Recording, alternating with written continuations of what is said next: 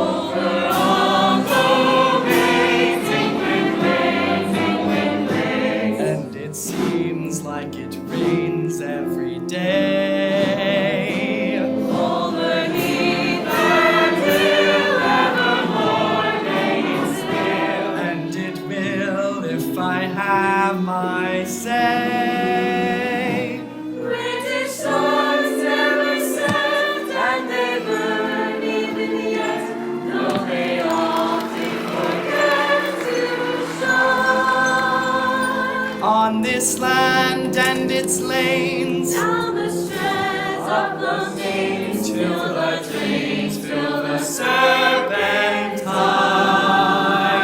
And I pray I die 'neath the great English sky. And if signs of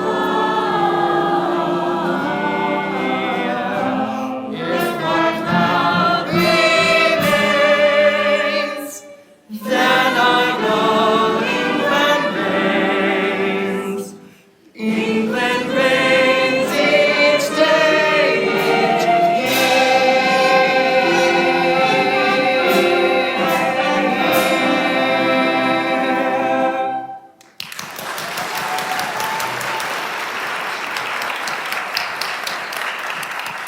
Right, I trust we are rested, relaxed, restored, renewed, and more than ready to conclude what has been the most ambitious endeavor of the music hall to date, that of presenting to you, by your vote shortly to be counted, the mystery of Edwin Drood.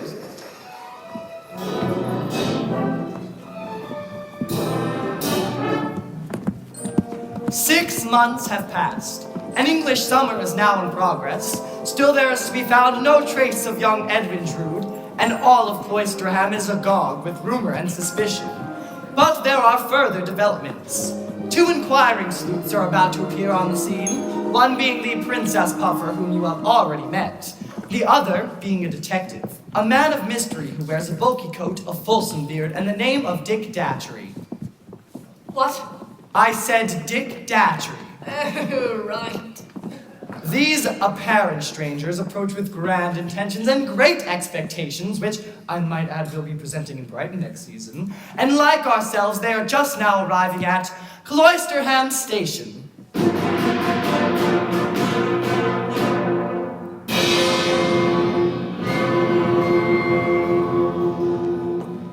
Ah, here comes John Jasper back from another treatment in London. And note that among the many curious souls of Cloisterham, none are the more intensely curious than these 2 sleuths.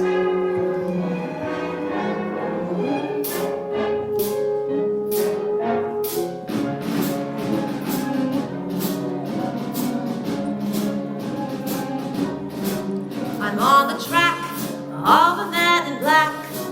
He disappeared before the smoke cleared. On the scent of a resident, I'll check them well, inspect the personnel. I'm led upon a doubtful chase, who's dead and gone without a trace.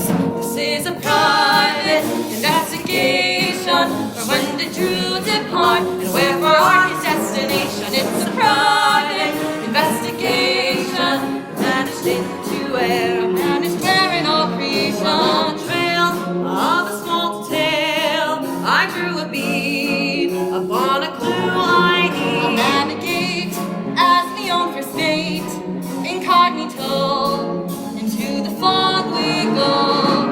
I'm not a man of any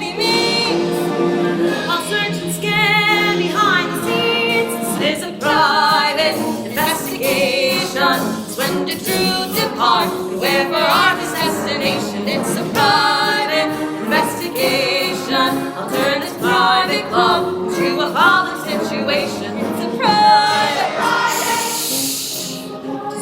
Drood depart. Beware for our destination. It's a private investigation. Drood's gone, and I'm beyond my estimation. I'm here in prime, through tonight. I'm standing by, consuming light. I clearly spy with my sly private eye.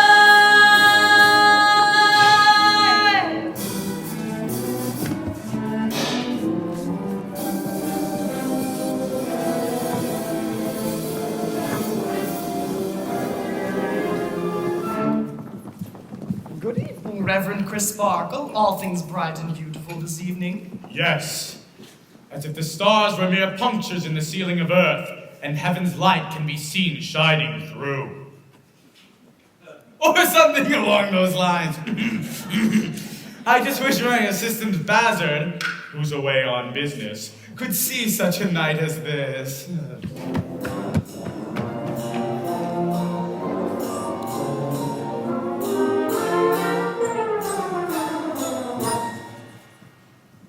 Hold on there, boy. Here's a face we've not seen before. Welcome to a fair cloisterham, Captain. I'm official greeter to all who might have the price of a bottle of wine on them. My name is Durdles. My name's Datchery, Dick Datchery, and I was wondering if lodgings could be found in these parts. Oh, no doubt, Mr. Datchery. Somewhere out of the way and inconvenient. There are plenty of inconvenient lodgings here in Cloisterham, sir. And close to the cathedral. Excuse me, sir, I couldn't help but overhearing. The only such accommodations I know of along those lines is a simple lodging just above the rooms of Mr. John Jasper. He's a great admirer of my own. Isn't that the fellow who's been much afflicted by the loss of his nephew, Edwin Drood? Wait on, boy. This much afflicted fellow, Mr. John Jasper, is he always dressed in mourning these days? That's the man. You won't catch me going near him again. Why is that, boy? Because I ain't gonna be lifted off my legs and choked again. I find that most interesting.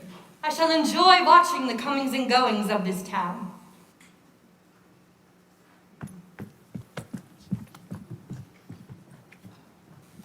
That man should speak to his tailor.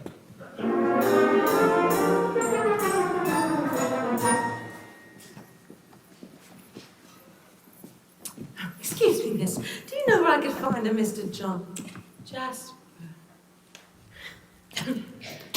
Oh, are you ill? No, miss. I always look this way.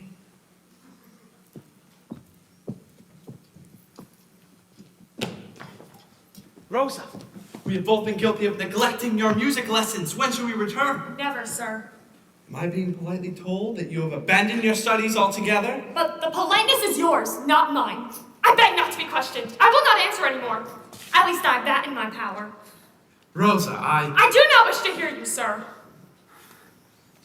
I do not forget how many eyes command a view of us, but you will hear me, even against your wishes, dearest Rosa. Charming Rosa, even when my dear boy was engaged to you, I loved you madly.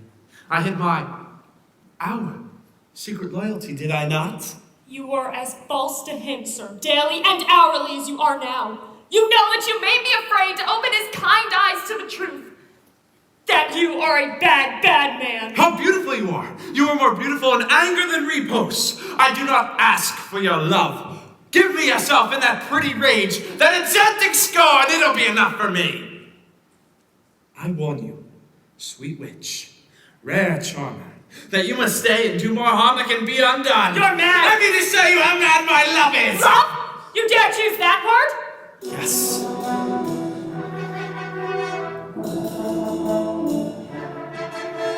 Love is but a word that wandered here from pastures green, where it was rarely said or seen and seldom sung. Innocent enough, it was intended to be used on rare occasions, not abused by every tongue. Rarely has word been ever taken so in vain, what little meaning might remain is quickly blurred. And never has there been so quite exhausted just a term. Your sighs and syllables confirmed, now to read this word. You call it call it love. I call it rude. You call it rude. I call it love. You think me I call jawless? it rude. A bit too crude. I call it cool. And neither fool. I cannot bear Yes, then I dare to call call it it love. I think it's foul. I see you I scowl. think it's vile. You see me smile. No more tears. Did you break? I'm cutting No more denial. You're worse than that. My words are mad. You get to see. I speak them in the name of love.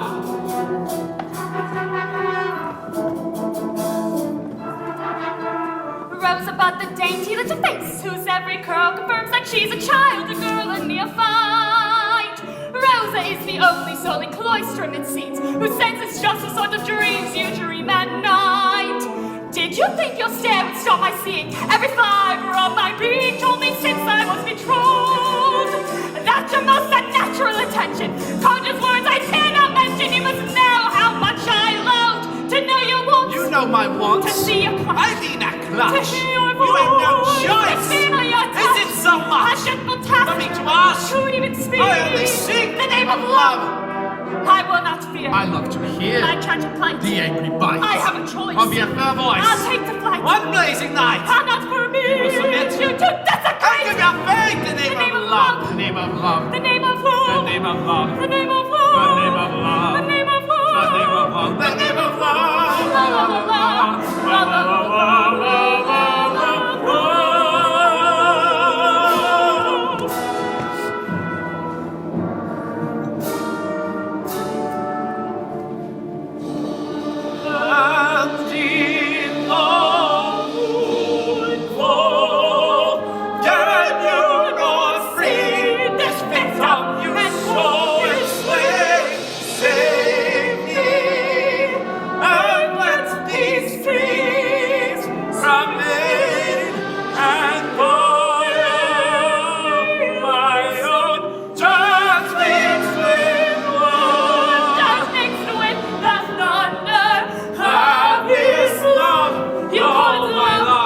And it's really to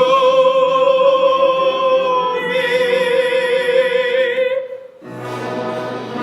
Beneath skies one night unknown, would she dare? Between our eyes one sight unknown, we share. A sight of moonfall as it comes into view. So I promise that you soon shall be a golden idol who may know the love and lead to a sea of light on the falling moon. Falling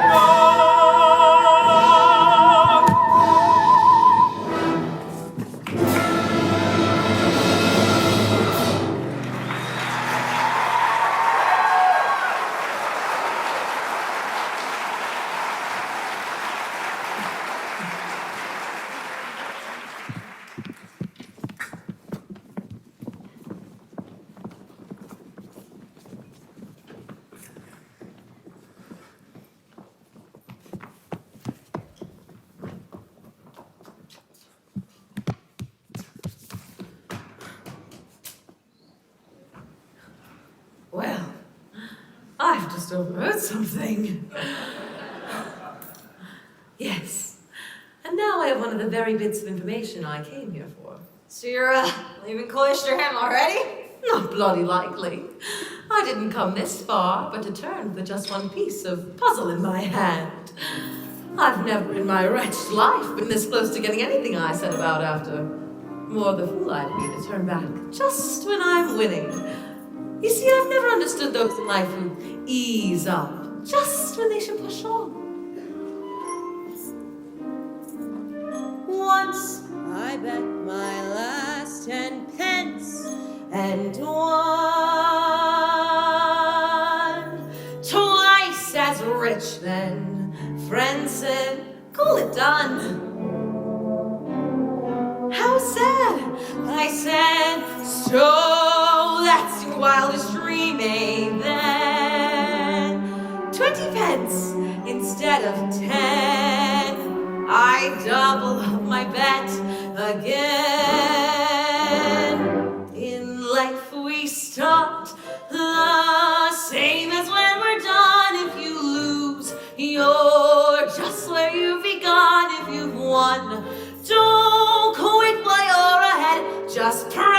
placid luck instead. Don't try to think what move might be the best. Use the heart that beats within your chest and never rest.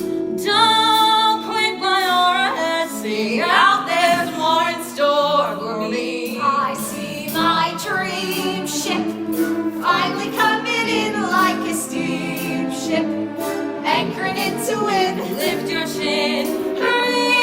Remember what I said. Don't quit while you're ahead. Let go.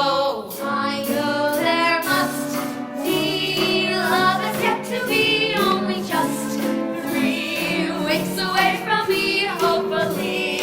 Don't quit while you're ahead. Don't worry how you tread. Who cares? And there's a jet, one pipe dream that is mine, a romance quite ripe upon the vine. Don't resign. No victor ever fled. Don't quit while you're ahead. To stay. Tare, tara, blue. Bang and mash it, ooh, bang, hurrah. Blue. Bang and mash it, ooh, la-di-da. Don't quit while you're ahead. Don't say I'm off to bed. Farewell. Oh, well, I know. Don't let the moment go to waste. Not with victory close enough to taste. Heed the call with all to haste. For God's own sake, so raise the stakes. You struck the lucky vein, never break through any lucky chain, not in vain. Don't quit while you're ahead. That's easy, but instead you'll see Tara-tari, boom, bang and mash it, ooh, glory be. Boom, bang and mash it, ooh, la-di-dee. Don't quit while you're ahead. Sing out, there's more in store for me.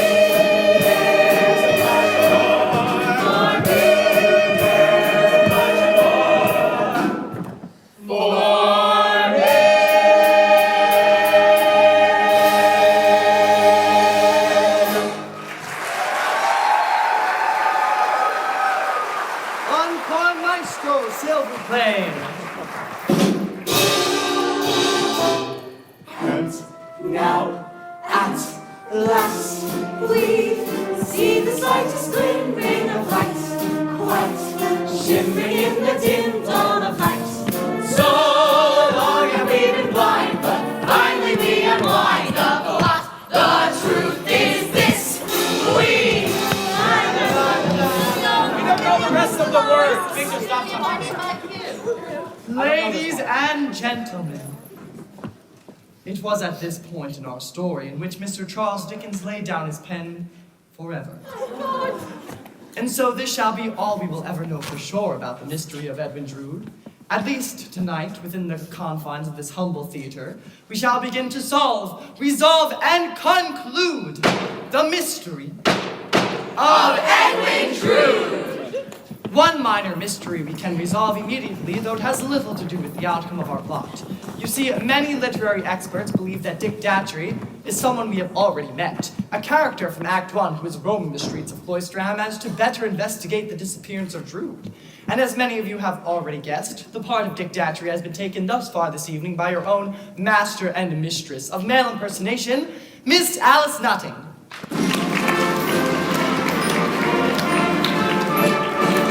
But this does not mean that Drood is Datchery. Oh no, far from it. You see, the reason for Miss Nutting's portrayal of Datchery this evening has been, has been because she was contracted to appear in 2 acts of our play, and our management believes in an honest week's work for an honest day's pay, if you, catch my drift. Which brings us to our first key question. Is Edwin Drood dead or alive? Our own Mr. Charles Dickens experimented with many different titles for our story. For example, The Loss of Edwin Drood. The Flight of Edwin Drood. The disappearance of Edwin Drood. but nowhere the death or murder of Edwin Drood. However, some would say a mystery without a murderer is no mystery at all. Ladies and gentlemen, tonight our questions will be answered primarily by you. But in a daring and perhaps dangerously democratic move, the music hall has granted our company the right to vote upon one issue each night. And so, my fellow acolytes of the thespianic persuasion, tonight your question will be, Miss Throttle, is Edwin Drood dead or alive? Miss Nutting, who has a vested interest in the outcome, will kindly turn her back to the cast.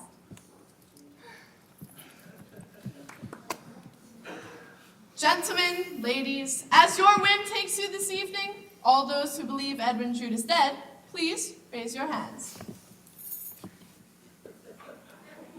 Oh my. Thank you. All those who believe Edwin Drood is alive, do the same now, if you please.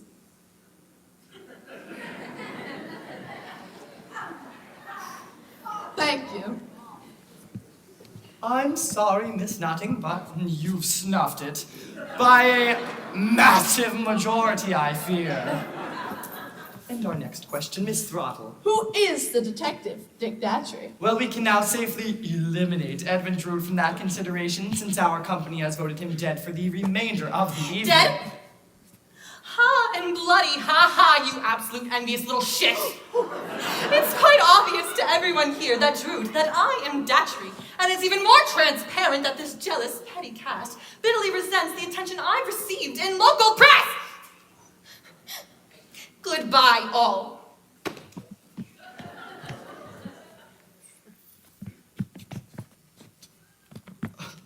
Miss Nutting, really, I'm sure that we... You have no idea the week we've had with her. First, her dressing room was too small, then her mustache was too long. I told her that she was just splitting hairs. Well, suit yourselves then. I must apologize for this bit of unpleasantry in what I'm sure you will agree has been an otherwise flawless evening.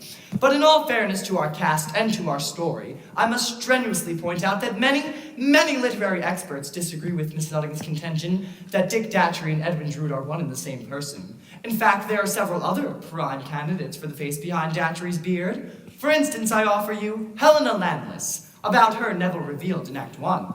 In desperation, Helena tried on more than one occasion to flee our stepfather's cruel and miserly hand, even going so far as to disguise herself as a boy. A hit, a palpable hit. But was that a meaningful thrust or a misdirection? Wouldn't Helena Landless be fearful of John Jasper under the given circumstances? Not under any circumstances. But the candidates hardly end there. What say you of Basil? I love the theatrical world, but there are many stages beyond the proscenium. I long to play a larger part. Who more likely to don such melodramatic garb and seek the spotlight? Why otherwise does he appear in our story at all? From my earliest remembrances, I've been secretive and revengeful. Neville Landless. Who more likely to don such melodramatic garb than he who is most suspected of foul play? Or did someone else wish to clear his name? Neville has been entrusted to my care. The Reverend Chris Sparkle, whose passions and energy lay hidden beneath his clerical garb. Perhaps he decided to don another uniform, that of Datchery, as to clear the name of his charge and responsibility. And then there's the intriguing and puzzling possibility of Rosa. Perhaps we have underestimated the capabilities of this woman-child. Maybe she took it upon herself to investigate the disappearance of Drood. Looks can be deceiving. I'll say. This much we do know for certain. Dick Datchery is not John Jasper, the Princess Puffer, Deputy Durdles, or even Mayor Sapsy, for they are all seen in scenes with him. They are observed to be in his company. And so we are left with the following candidates in the role of Dick Datchery. And may I suggest that we vote the way it is done in amateur theatrical contests? As the handkerchief is held above each candidate, pray applaud for your favorite in the part of Datchery. But do remember there are larger decisions still to come. Soon we shall be asking you to vote on who is our murderer this evening. So don't just merely vote for a distant cousin of yours. Miss Throttle, if you please. The underrated bastard.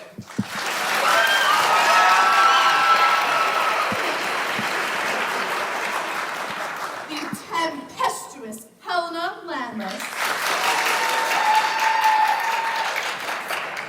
The ecstatic ecclesiastic Reverend Chris Sparkle.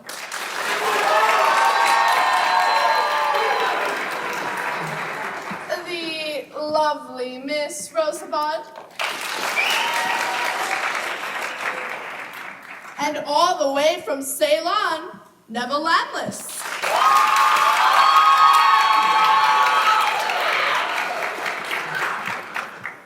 Very good. Neville Landless is our dictator at sea. You best make a quick change of costume. I can see several members of our audience more than ready to assist you in that regard. And now to a much more Miss Nutting! Don't touch him. Don't.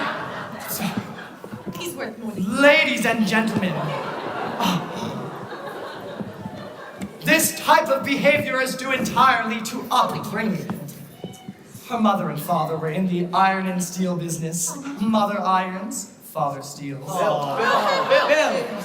You didn't like that one? Well, then how about this then? She was previously known as the orthopedic soprano. She sang in all the joints. Bill, oh my God. They're not good. You didn't like that one either. Bill, let me help you out here for the sake of everyone.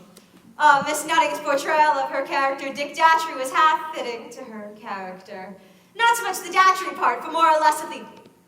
You get it. Yeah. So that's the mood we're in tonight. Which brings us to a much more serious question. For now we must find ourselves a killer, a culprit, a fiend. In short, we must find the murderer of the dear, departed, late lamented title character of our story, Edwin Drood. Oh, shut up! One more like that and I'll send you all back to the Salvation Army. You'll all be out in the rain singing Jesus once before a sunbeam. Who killed Edwin Drood? Who shall be our murderer tonight? For instance, I offer you the obvious candidate for the part, Mr. Clive Paget as John Jasper. Come, ladies and gentlemen, don't you know that at the music hall we boo and hiss the villain? No! It's too late for that now. We're going to have to do this all over again. Now, we are going to do this until we get it right. And if we don't, we're all going to form a line right here and sing 83 courses of The Church Bell Won't Ring because the vicar's got the clapper. We will ruin your evening. Here we go, last chance. For instance, I offer you the obvious candidate for the part, Mr. John Jasper. Come, ladies and gentlemen, let's do be a little serious. I give you, is this the face of a murderer? More likely. Is this really all there is in store for our story? That John Jasper, the obvious villain of the piece, did indeed kill Edwin Drood in a hopeless attempt to win the love of the fair Miss Rosebud? Well then, where then the mystery? Now that's taken the wind out of your sails, hasn't it, big mouths? Where then the mystery? Where, indeed? So how stand you for the obvious answer, or for a more perplexing solution? We can safely eliminate a few characters from that bidding. Deputy and my own Mayor Sapsy never figured too intimately in the lives of the other characters and were merely intended for comic relief. Which leaves us with the following candidates for the role of murderer. Helena Landless. Did I, in trying to save my brother Neville, murder Edwin Drood? Buzzard, my need for attention has made me quite mad. Someone stop me before I sing again! Rosebud, why on earth would someone as innocent and pure as myself murder my own Trunette? Durdles, I'd rather have a bottle in front of me than give Drood a frontal lobotomy. The Princess Puffer. Who am I? And what am I? The Reverend Crisparkle, have I in some way confused my mission here on Earth? John Jasper. Thank you! John Jasper. I've stood in the cold shade of suspicion ever since our story began. Time, ladies and gentlemen, time at last to decide. And for the sake of accuracy, may I suggest that we vote by a show of hands? So let us bring up the house lights and we'll begin. Dear God, is that what I've been dealing with tonight? Why don't some of you try joining hands and contacting the living? Never mind, let us proceed post-haste with voting. members of our company are even now circulating among you as to count your vital votes. Vote for the Reverend Chris Sparkle. I killed Rose's mother, probably. Oh, don't listen to number 4. Don't listen to number 3. Number 4. Number 3, everyone. Number 3. Number 4. Everybody. Number 1, please.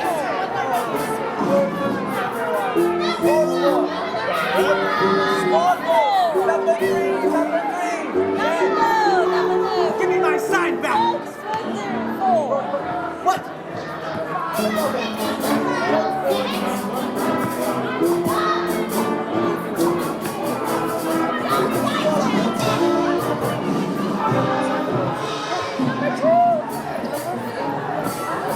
Oh, come on, pretty, please. Come on, pretty, please. We need number 1. Oh my God.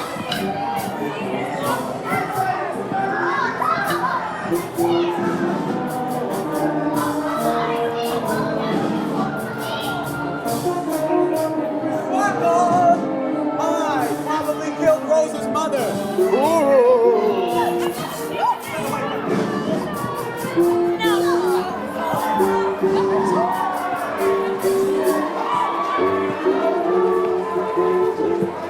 Pretty, please. Come on, guys. I'm begging you. Oh,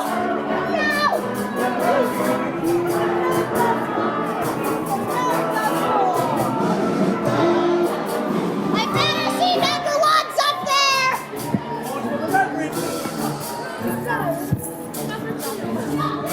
I'm like the tallest one here, so don't even try. Oh, yes,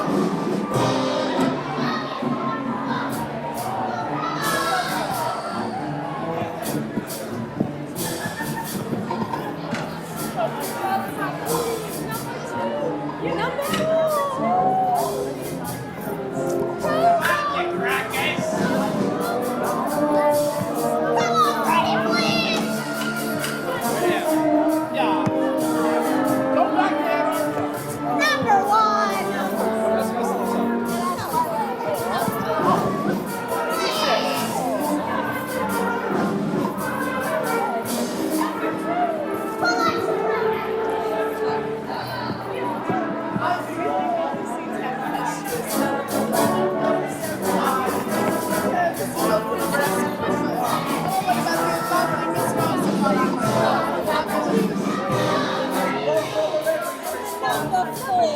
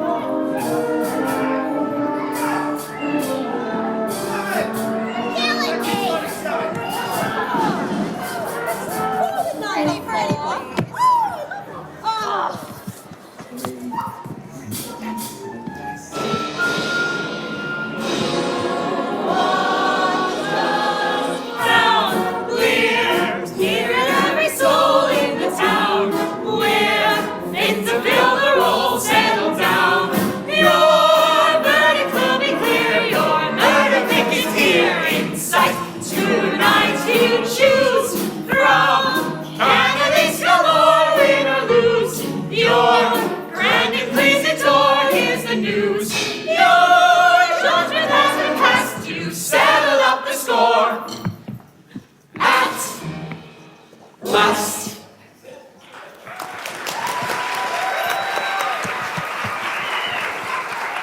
Very good.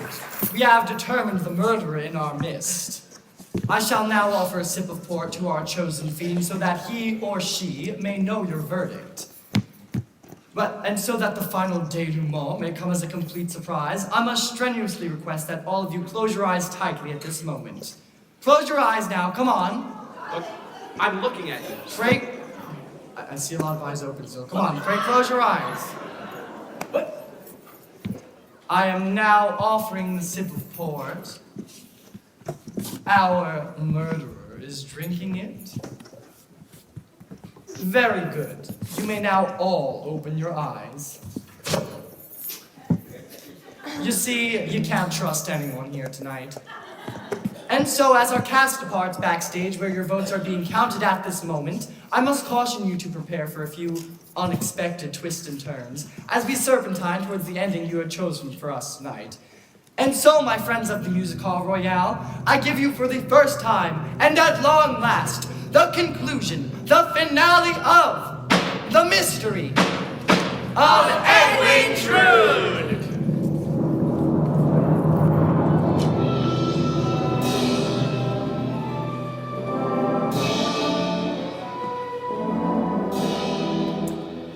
The first chapter of Mr. Dickens' novel was entitled The Dawn. Coincidentally, the final chapter was entitled The Dawn Again. So let us begin among the cold tendrils of a gray English dawn.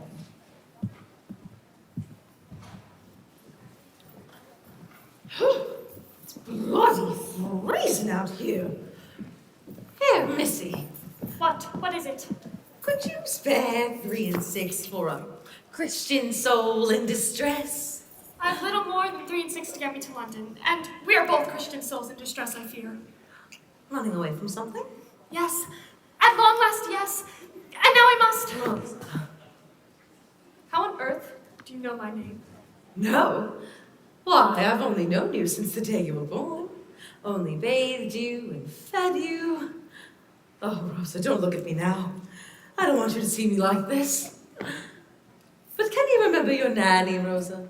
Some 12 years ago. Will you look at me now, my own darling girl, and see your Nan instead? Nan? Somewhere. I was 6, and then you weren't there anymore. You do remember. God love you. You never really knew your mother, did you? I was the closest thing to that for you. But why did you leave me? It's a sad story, Rosa, but a common one, I fear.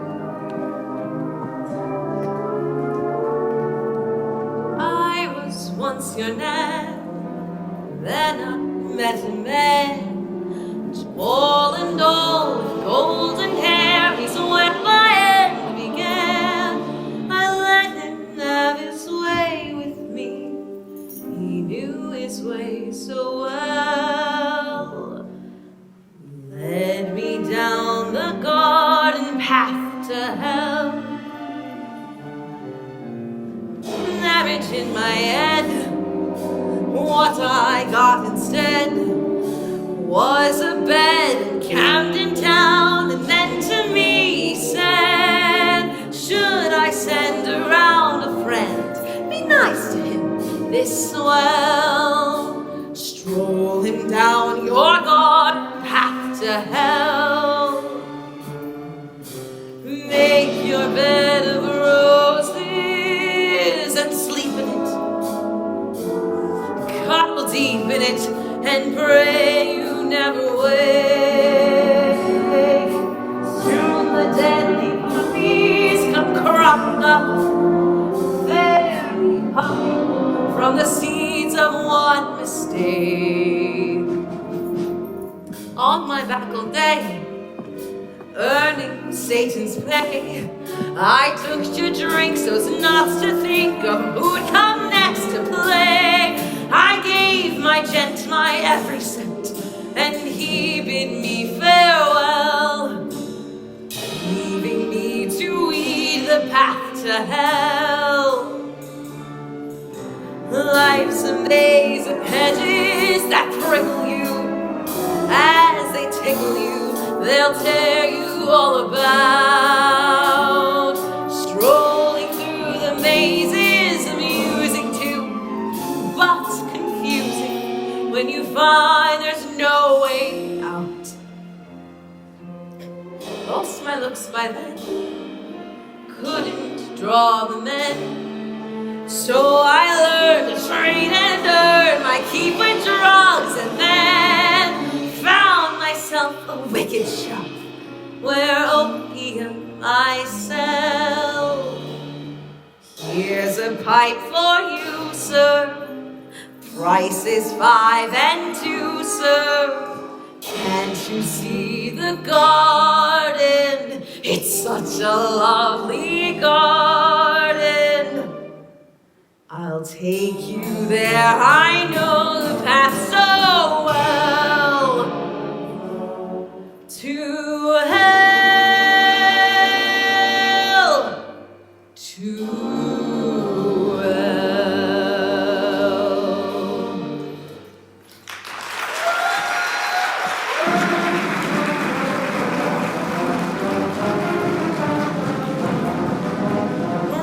my child, my own. I'm deep ashamed you went through life alone.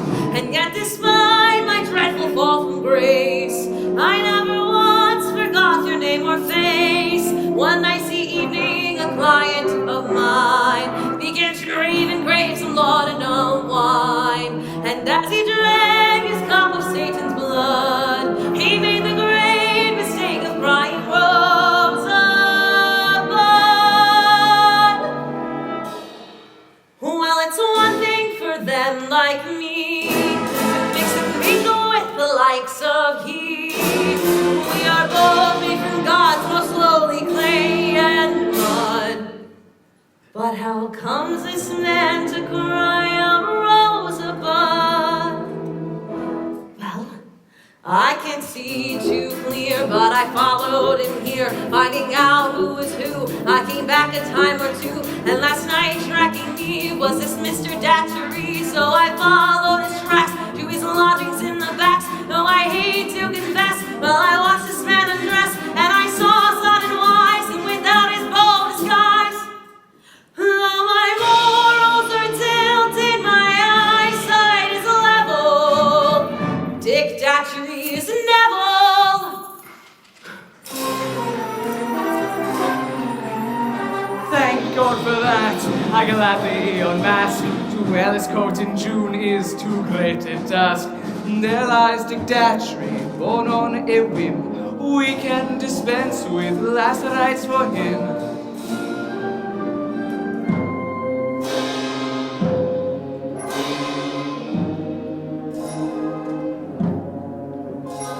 My motive in taking the role of a wicked and bewhiskered soul was to get myself back to the city and to rack down the courtroom with that as my goal. I had also intended to find just what Jasper has had on his mind. Far too eager to see that old cloister see me as the murderer, God are they blind. And with these people so suspicious that I have killed them through, and with their anger so vicious, I wore this costume so crude, stepping out on a limerick, out on a limerick, out on a limerick.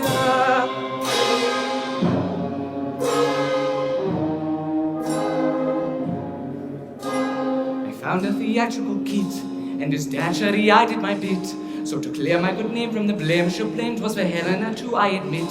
I followed John Jasper high-low, found the dens he descends to below. And when Papa came here, 'twas immediately clear my suspicions were quite apropos. So I crept in the lodging of Jasper, the rest in that garbed sight. There up in the Rosebud's glass, her mother she gave through that night. Dapper just took her, they're hurling him dead, 'twas a weary bed, I suppose. Tell him that Datchery knows, and the proof is quite clear that to bring Jasper here, we tried him and tied him and strung. And from this limerick, let him be hung!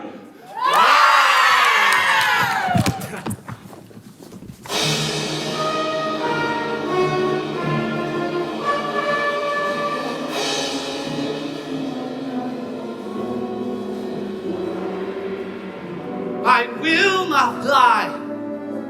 I wish not to die. Twice dead am I.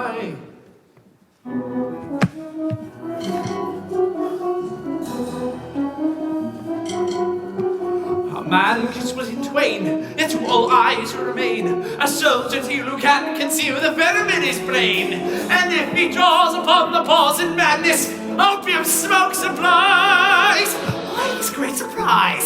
There are two men in me, and cunning bright is he, who hides himself, resides himself, for I've no eyes to see. But now I think he's at the brink of breaking through the door. I'm in, he's out, I'm out, he's free, I'm free, I'm in once more. How many times I've killed that Drood upon my flights that burst the smug presumption of his rights. My rights to share, his rights to share my rose's bed. It took no smoke for me to picture Edwin dead. That night I filled my flask full of laudanum, and then the toast-minded and Neville I drank some. That is when my greatest flight of fancy did take place. I watched my hand outstretched towards Edwin's pale white face, and in the moonfall I saw my fingers clutching his neck so tightly, glancing my sleeve, he fell so lightly. Moonfall then fell on me.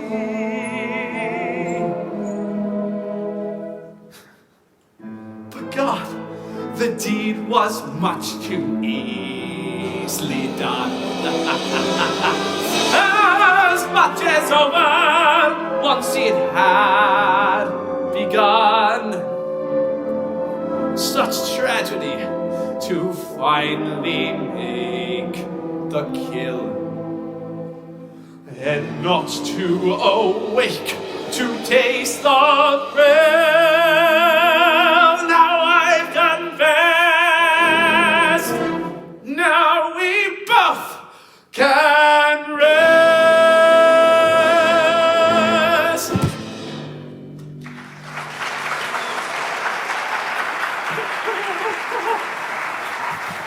No! I can't let it happen. Yes, you placed the coat that young Drood wore that night at the River Weir to throw suspicion on Neville Lansless.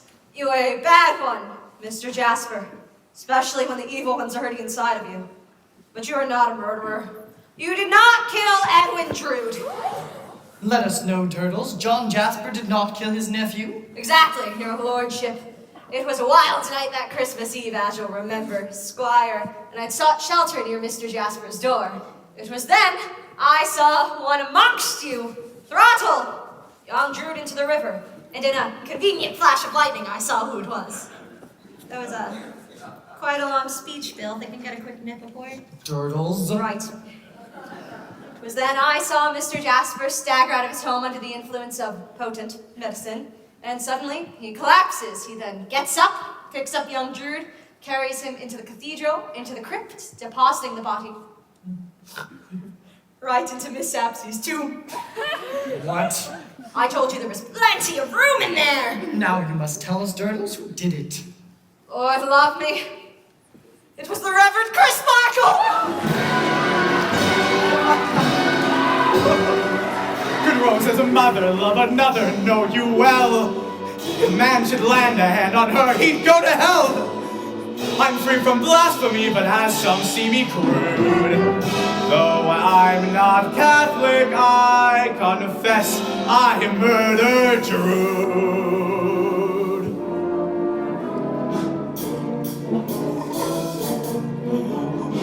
I saw another in Rose's face. Fair Rose's mother stood in her place. And could I let this Edwin Drood have her I love and wooed? This love of mine must never wed. One shove of mine and Drood was dead. Baptized with bashes, his neck I trust. Capsized to ashes, dust to dust. And then I bore him from the gloom and sanctified his tomb. He ceased to shiver, he ceased to quiver. I did deliver him to God, and she's mine now. This love divine now. Some find me odd, but living am I, and vanished is Drood. Satan must die, and vanquished is Drood!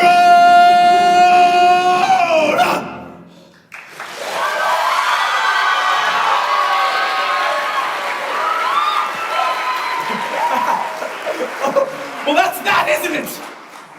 No man, not even Drood, could love Rose's mother like me. Right, John? You're a warped man, Reverend Crisparkle. Rose's mother, who you loved, has been dead for some dozen years. Drood was no threat to you. Oh. Oh.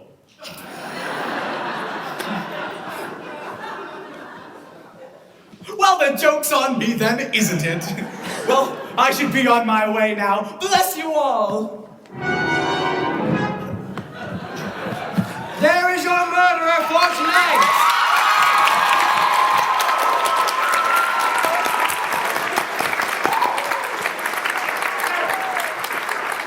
But surely we are entitled to a happy ending. We all have a need in our lives for love, romance, and at this hour of the evening, any reasonable facsimile thereof. And so which two in our cast shall find that commodity we all seek? Which two shall be our lovers tonight? On the distaff side, we are left with the serviceable Princess Puffer, the tempestuous Helena Landless, and the lovely Miss Rosa Budd. Once again, when I present each candidate, you pray applaud for your favorite in the part.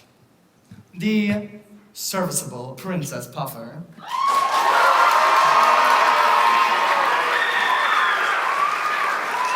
The tempestuous Helena Landless.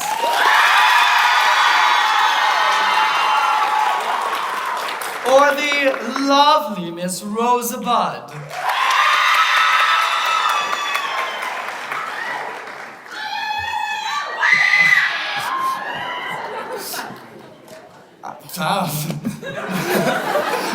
Shall we? Let's do it again. Let's do it again. It was a little too close for me. The serviceable Princess Puffer. The tempestuous Helena Landless. Or the lovely Miss Rosa Budd. Very good. The tempestuous Helena Landless.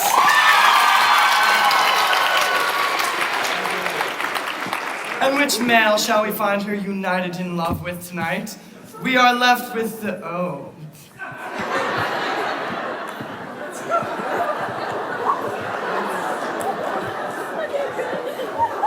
Again, pray applaud for your favorite in the male lover. John Jasper. I'm not surprised. Her brother, Neville Landless.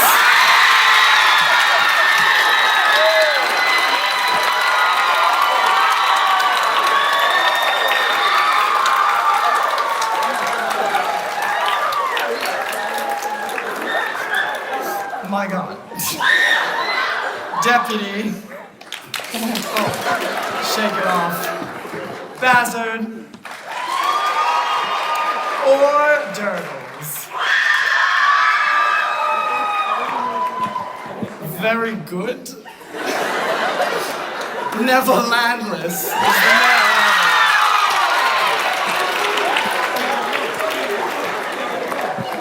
Well, that's your ending, I fear, and we're stuck with it. Mr. Purcell, a gentle reprise, if you will. It seems we're about to have a very weird love song.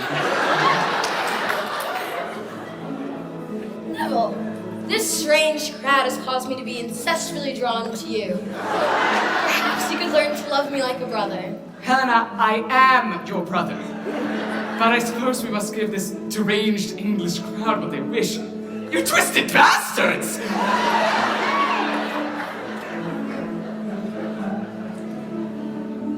Once we were perfect strangers, how strangely met are we? I find I now adore you. Our best has yet to be. It seems I've longed to hold you. Fate ruled it so. You love me, so they've told you. Let's not resist this ending. Once we have takes no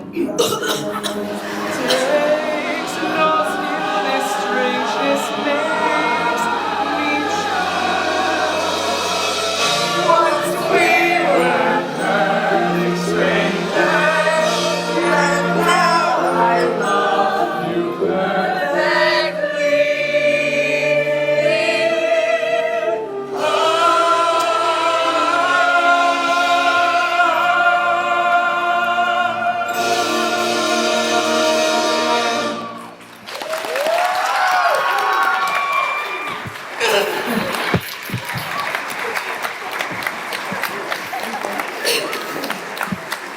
But what of Edwin Drood? If only he could speak to us from beyond the grave. What would he tell us? What would he say?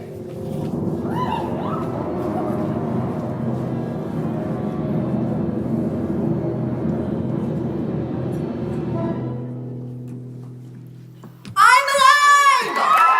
Hello, all! I am Lazarus, risen from the grave. Quite alive, you'll find me. This tomb behind me is where I faced my closest shave. When I struck my head against the street, I was stunned, not stricken. Our plot doth thicken as Jasper flew me off my feet. To the crypt I awoke in dark beyond belief, and while all above me showed their grief, I was screaming for my very breath. Only moments from death, you have no idea the sudden strength that you feel within you, the steel and sinew when fate stands smiling at arm's length. I escaped from cloister and I fled, but I could not return here till I could learn here just who in hell would wish me dead. But more than that, more than what solution fits the crime, what I've learned is life is bits of time, and you fight for every tiny speck. When you're held by the neck, I have read the writing on the wall, and the greatest mystery is not the history of Jasper Drood and who won it all. I have met my maker and returned. What advice I'm giving to all those living is just to learn what I have learned. Life is dear, there can be no victory in defeat. If outnumbered, beat a fast retreat to the nearest shelter and dig in. When you live, then you win. Scratch and claw for every day your worth. Make them drag you screaming from life. Keep dreaming, you'll live forever here on earth. I have seen the writing on the wall, and it's clearly spelled out for those who held out that holding on to life is all. Is it clear? If you hear my voice, then you're alive. What a bloody marvel we survive. When you think of every risk we face in our human race, I have read the writing on the wall. Try to live forever and give up another fight. You'll need the wherewithal. Can't you hear the lighting as I plead, inciting you to read the writing on the wall?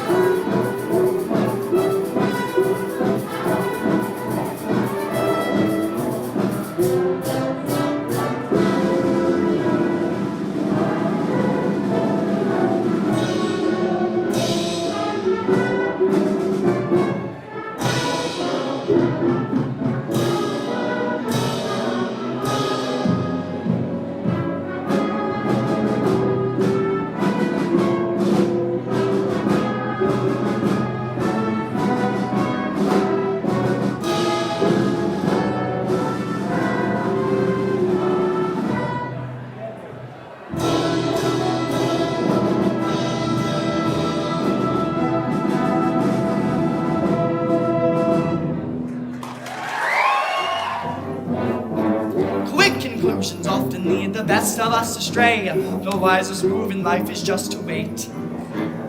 Otherwise you're galloping emotions round the way like horses at the gates. Off to the races, off to the races, off to the race we go. But where the chase is and what the pace is, we seldom seem to know.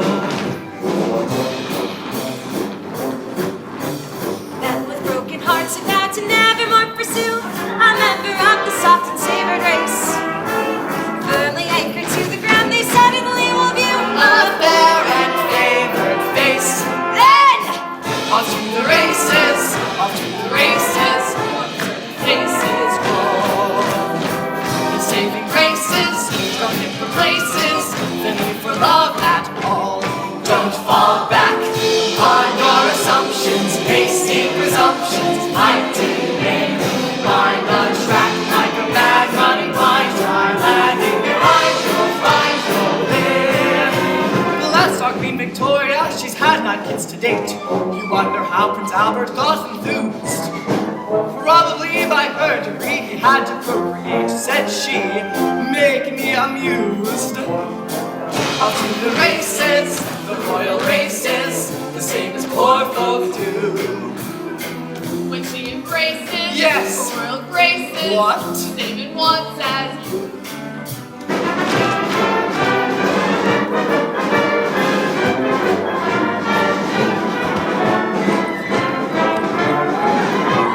come on!